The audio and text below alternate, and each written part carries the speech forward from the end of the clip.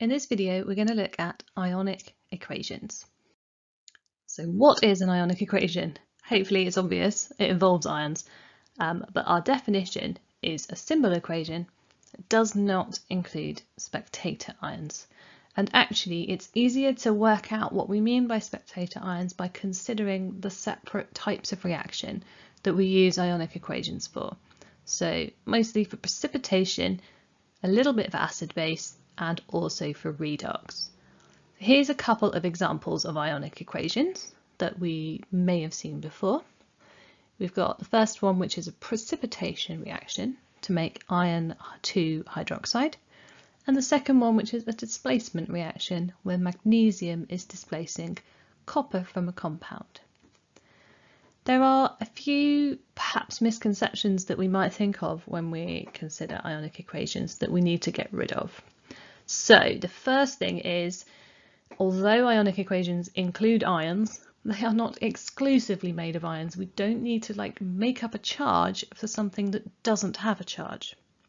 So if we look at the top equation, both of the things on the left have charges, iron 2 plus and OH minus, but the compound that's formed has no overall charge.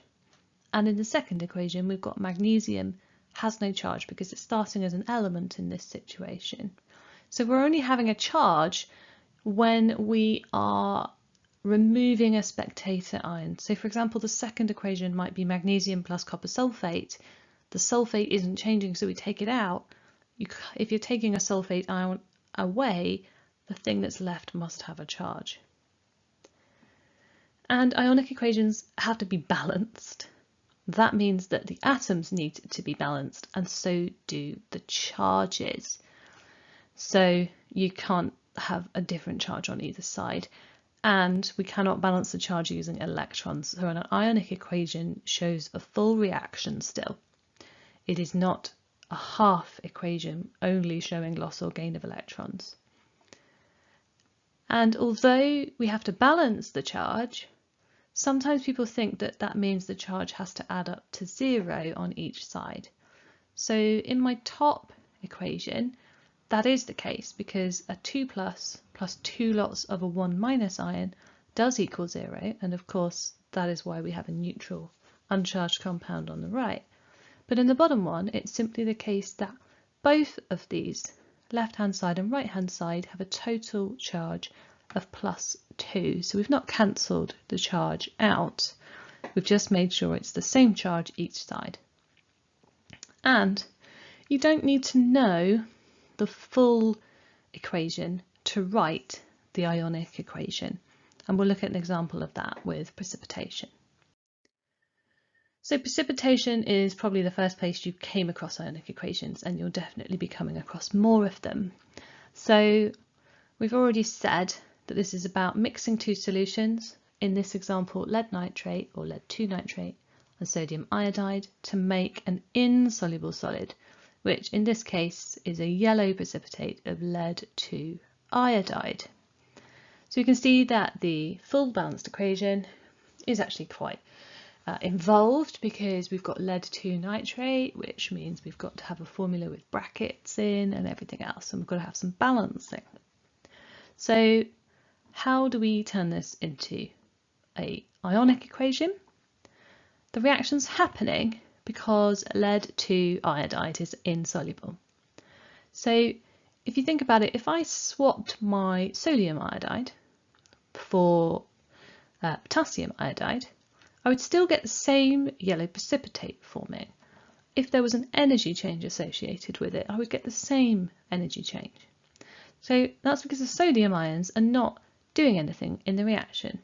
They start off aqueous and they end aqueous. So this makes them spectator ions, and we can also see the same things happening for nitrate. So the ions that remain in solution for a precipitation reaction are spectator ions. We take them out. Basically it means that my ionic equation is simply the formation of the precipitate. So I put the formula of the precipitate, PbI2, on the right hand side. I put the formula of the ions and the correct number of each on the left, and then my state symbols are always aqueous and aqueous because I'm mixing two solutions, to make a solid because I'm making a precipitate. And what about if we don't know the full balanced equation? Because I said we can write the ionic equation without knowing every detail. Here's an example. I mean, a lot of the time precipitation reactions come up in tests for ions. So sodium hydroxide is used to test for iron 3 ions, and that results in a red-brown precipitate. And we're asked to write an ionic equation for this reaction. So we know that the solution, or one of the solutions, contains Fe3+ because we've got iron 3. We don't know what the negative ion is that's present in that solution, what the anion is. There must be something because you can't just chuck a load of Fe3+, you have to have a compound. We don't know what the other part of the compound is. And then the ion has a 3+ charge. It must be reacting with hydroxide ions to form a precipitate because sodium is positive, so I can't stick two positive ions together to make a lattice. So hydroxide ions must be the other part of the precipitate. So I now need to work out the formula of iron 3 hydroxide, which I would need 3 OH minuses to balance out my Fe3+. So far I've got an unbalanced equation with all the right formulae and no state symbols. So my next stage will be to balance it. I'm going to need 3 in front of my OH minus, 3 lots of separate hydroxide ions. That's why we're doing it like that. We're not putting it in brackets because those hydroxide ions, when they were in the solution at the start before we added them to the ion, they were floating around separately to each other. They weren't joined together. We then put our state symbols in. At the start we have two solutions, one containing Fe3+, one containing hydroxide. We mix them and we make a solid precipitate of iron 3 hydroxide. If we look at a couple of other examples of precipitation ionic equations, you should be able to see they're quite samey. The key is really to identify the precipitate, write that on the right hand side, making sure that you have the correct formula on the basis of the charges on the ions that are present. Once you've done that, you can turn that into the balancing on the other side. Okay, neutralization reactions also have ionic equations.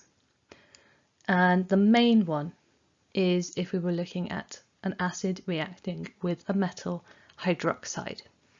And we also know that in neutralization, one of the key things that's happening is making water. Now at GCSE, you probably spent a lot of time thinking about the salt because we often do this in terms of making salts. However, if we look at the balanced equation and if we separate out and write down all of the things that we can separate into ions. So my HCl, when it's in solution, is separated into H+ and Cl-. That's what makes it acidic, the H+ ion. My sodium hydroxide is going to separate out into Na+ and OH-. That's what makes that solution alkaline, is the OH-. When we react them together, nothing happens to the sodium ion. It stays in solution. We've still got AQ there. And nothing happens to the chloride ion. It still stays in solution. So although we write NaCl, it's not a precipitation. Sodium chloride is soluble. Those ions haven't like jumped together and formed a solid. They're still in solution and they started in solution separate. So nothing's happened to them, but the H+ and the OH- have now formed something new in a water molecule which is uncharged. And it has a different state too. Because you can't have water in aqueous solution, it can't dissolve in itself. So actually, it turns out that it's the formation of H2O that is the real chemistry that is happening in neutralization. So we can cross out the chloride ions, they are spectator ions. We can cross out the sodium ions, they are spectator ions. The overall equation is simply H+ and OH- reacting to make water. Careful attention to those state symbols. So this is actually the standard ionic equation for neutralization. You're going to come across it in enthalpy changes. It's got a fixed amount of energy associated with it, so it's worth remembering that one. We also could write ionic equations for other reactions of acids with other ions. For example, we could write our HCl and CaO. If we get rid of the calcium chloride, the salt, and focus on the formation of water, then we can see that we have two H pluses and one O2 minus ion to make water. That's how we were using our balancing. That's how it's easy to tell that we need two H pluses. And we also have carbonates. So the ionic equation for a carbonate reaction, just a little bit more complicated because we have to write the formula of the carbonate ion as CO3 2-.